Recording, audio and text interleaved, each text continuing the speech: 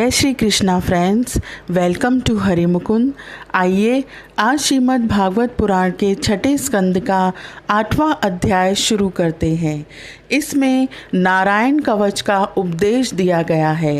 राजा परीक्षित ने पूछा, भगवान, देवराज इंद्र ने जिससे सुरक्षित होकर शत्रुओं की चतुरंगनी सेना को खेल खेल में अनायास ही जीतकर त्रिलोकी की राजलक्ष्मी का उपभोग किया, आप उस नारायण कवच को मुझे सुनाइए और यह भी बतलाइए कि उन्होंने उससे सुरक्षित होकर रणभूमि में किस प्रकार आक्रमणकारी शत्रुओं पर विजय प्राप्त की।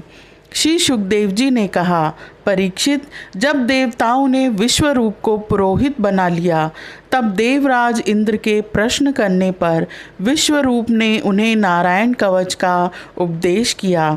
तुम एकाग्र चित्त से उसका श्रवण करो। विश्वरूप ने कहा, देवराज इंद्र, भय का अवसर उपस्थित होने पर नारायण कवच धारण करके अपने शरीर की रक्षा कर लेनी चाहिए। उसकी विधि यह है कि पहले हाथ पैर धोकर आचमन करें, फिर हाथ में कुश की पवित्री धारण करके उत्तर की तरफ मुंह कर बैठ जाएं। इसके बाद कवच धारण पर्यंत और कुछ न बोलने का निश्चय करके पवित्रता से ओम नमो नारायणाय और ओम नमो भगवते वासुदेवाय इन मंत्रों के द्वारा हृदय आदि अंगन्यास तथा अंगुष्ठादि कर न्यास करें। पहले ओम नमो नारायणाय इस अष्टाक्षर मंत्र के ओम आदि 8 अक्षरों का क्रमशः पैरों, घुटनों, जांघों, पेट, हृदय, वक्षस्थल, मुख और सिर में न्यास करें, अथवा पूर्वोक्त मंत्र के मकार से लेकर ओमकार पर्यंत 8 अक्षरों का सिर से आरंभ करके उन्हीं 8 अंगों में विपरीत क्रम से न्यास करें। तदंतर ओम नमो भगवते वासुदेवाय इस द्वादशाक्षर मंत्र के ओम आदि 12 अक्षरों का दाईं तर्जनी से बाईं तर्जनी तक दोनों हाथ की 8 उंगलियों और दोनों अंगूठों की 2-2 गांठों में न्यास करें। फिर ओम विष्णवे नमः इस मंत्र के पहले अक्षर ओम का हृदय में, वी का ब्रह्मरंध्र में, श का भौहों के बीच में, ण का चोटी में, वे का दोनों नेत्रों में और न का शरीर की सब गांठों में न्यास करें। तदंतर ओम मह अस्त्राय फट कहकर दिग्बंध करें। इस प्रकार न्यास करने से इस विधि को जानने वाला मनुष्य मंत्र स्वरूप हो जाता है। इसके बाद समग्र ऐश्वर्य, धर्म, यश, लक्ष्मी, ज्ञान और वैराग्य से परिपूर्ण इष्ट देव भगवान का ध्यान करें और अपने को भी तदरूप ही चिंतन करें। तत्पश्चात विद्या, तेज और तप स्वरूप इस कवच का पाठ करें। भगवान श्री हरि गरुड़ जी की पीठ पर अपने चरण कमल रखे हुए हैं। अणिमादि 8 सिद्धियां उनकी सेवा कर रही हैं। 8 हाथों में शंख, चक्र, ढाल, तलवार, गदा, बाण, धनुष और पाश धारण किए हुए हैं। वे ही ओमकार स्वरूप प्रभु सब प्रकार से सब ओर से मेरी रक्षा करें।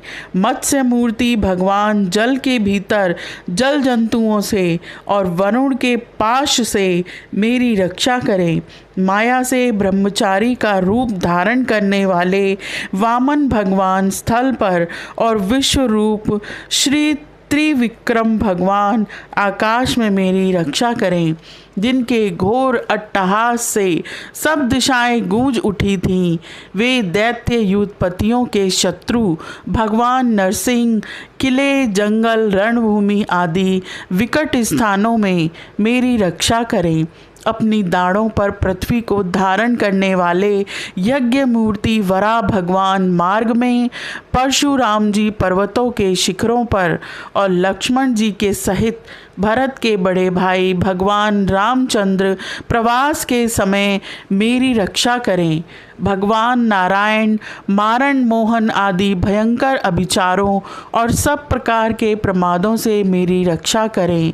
ऋषि श्रेष्ठ नर गर्भ से योगेश्वर भगवान दत्तात्रेय योग के विघ्नों से और त्रिगुणाधिपति भगवान कपिल कर्म बंधनों से मेरी रक्षा करें।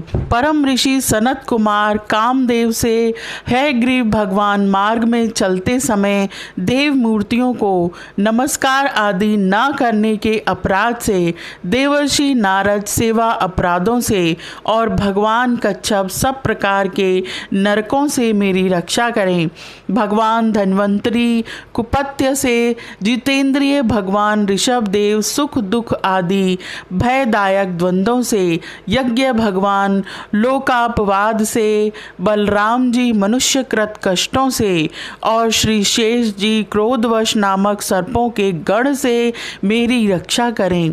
भगवान श्री कृष्ण द्वैपायन व्यास जी अज्ञान से तथा बुद्ध देव पाखंडियों से और प्रमाद से मेरी रक्षा करें। धर्म रक्षा के लिए महान अवतार धारण करने वाले भगवान कल की पाप बहुल कली काल के दोषों से मेरी रक्षा करें।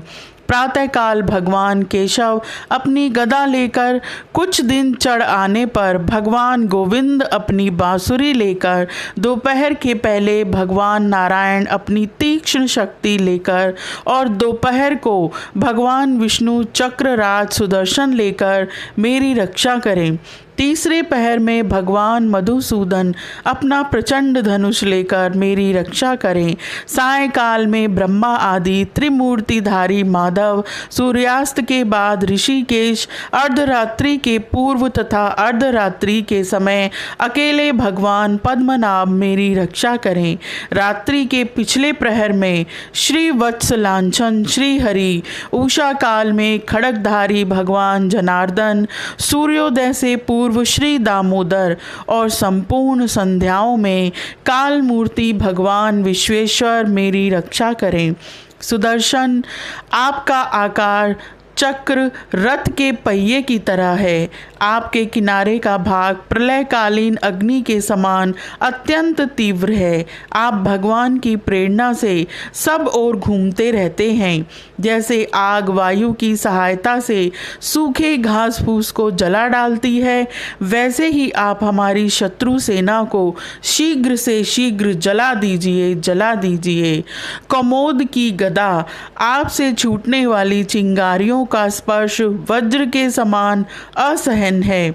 आप भगवान अजीत की प्रिया हैं और मैं उनका सेवक हूँ, इसलिए आप कूष्मांड, विनायक, यक्ष, राक्षस, भूत और प्रेत आदि ग्रहों को अभी कुचल डालिए तथा मेरे शत्रुओं को चूर चूर कर दीजिए।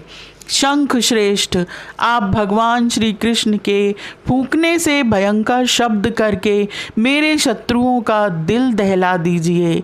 एवं यातुधान, प्रमथ, प्रेत, मातृका, पिशाच तथा ब्रह्म राक्षस आदि भयावने प्राणियों को यहाँ से झटपट भगा दीजिए। भगवान की प्यारी तलवार, आपकी धार बहुत तीक्ष्ण है। आप भगवान की प्रेरणा से मेरे शत्रुओं को छिन्न भिन्न कर दीजिए। भगवान की प्यारी ढाल, आप में सैकड़ों चंद्राकार मंडल हैं। आप पाप दृष्टि पाप आत्मा शत्रुओं की आंखें बंद कर दीजिए और उन्हें सदा के लिए अंधा बना दीजिए। सूर्य आदि ग्रह, धूम केतु, पुच्छल तारे आदि केतु, दुष्ट मनुष्य, सर्प आदि रेंगने वाले जंतु, दाढ़ों वाले हिंसक पशु, भूत प्रेत आदि तथा पापी प्राणियों से हमें जो जो भय हो और जो जो हमारे मंगल के विरोधी हों, वे सभी भगवान के नाम, रूप तथा आयुधों का कीर्तन करने से तत्काल नष्ट हो जाएं। बृहद रथंतर आदि सामवेदीय स्तोत्रों से जिनकी स्तुति की जाती है, वे वेद मूर्ति भगवान गरुड़ और विश्वक्सेन जी अपने नामोच्चारण के प्रभाव से हमें सब प्रकार की विपत्तियों से बचाएं। श्री हरि के नाम, रूप, वाहन, आयुध और श्रेष्ठ पार्षद हमारी बुद्धि, इंद्रिय, मन और प्राणों को सब प्रकार की आपत्तियों से बचाएं। जितनी भी कार्य अथवा कारण रूप जगत है वह वास्तव में भगवान ही है। इस सत्य के प्रभाव से हमारे सारे उपद्रव नष्ट हो जाएं। जो लोग ब्रह्म और आत्मा की एकता का अनुभव कर चुके हैं, उनकी दृष्टि में भगवान का स्वरूप समस्त विकल्पों भेदों से रहित है। फिर भी वे अपनी माया शक्ति के द्वारा भूषण, आयुध और रूप नामक शक्तियों को धारण करते हैं। यह बात निश्चित रूप से सत्य है। इस कारण सर्वज्ञ सर्वव्यापक भगवान श्री हरि सदा सर्वत्र सब स्वरूपों से हमारी रक्षा करें। जो अपने भयंकर अट्टहास से सब लोगों के भय को भगा देते हैं और अपने तेज से सबका तेज ग्रस लेते हैं, वे भगवान नरसिंह दिशा विदिशा में नीचे ऊपर बाहर भीतर सब ओर हमारी रक्षा करें। देवराज इंद्र, मैंने तुम्हें यह नारायण कवच सुना दिया। इस कवच से तुम अपने को सुरक्षित कर लो। बस फिर तुम अनायास ही सब दैत्य युद्धपतियों को जीत लोगे।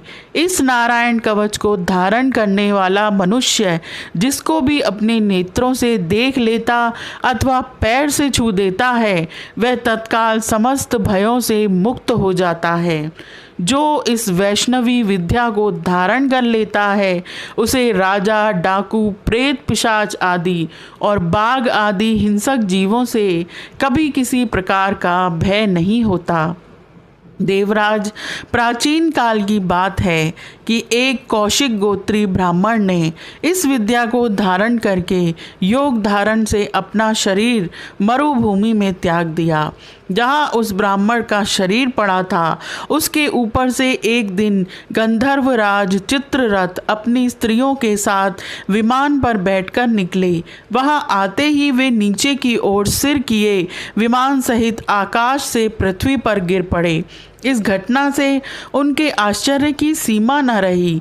जब उन्हें वालखिल्य मुनियों ने बतलाया कि यह नारायण कवच धारण करने का प्रभाव है, तब उन्होंने उस ब्राह्मण देवता की हड्डियों को ले जाकर पूर्ववाहिनी सरस्वती नदी में प्रवाहित कर दिया और फिर स्नान करके वे अपने लोक को चले गए। श्री सुखदेव जी कहते हैं, परीक्षित, जो मनुष्य इस नारायण कवच को समय पर सुनता है और जो आदर पूर्वक इसे धारण करता है, उसके सामने सभी प्राणी आदर से झुक जाते हैं और वह सब प्रकार के भयों से मुक्त हो जाता है। परीक्षित, शतक्रतु इंद्र ने आचार्य विश्वरूप जी से यह वैष्णवी विद्या प्राप्त करके रणभूमि में असुरों को जीत लिया और वे त्रैलोक्य लक्ष्मी का उपभोग करने लगे। यह अध्याय यहीं समाप्त होता है। आज के लिए इतना ही। Please like, share and subscribe my channel. Thank you.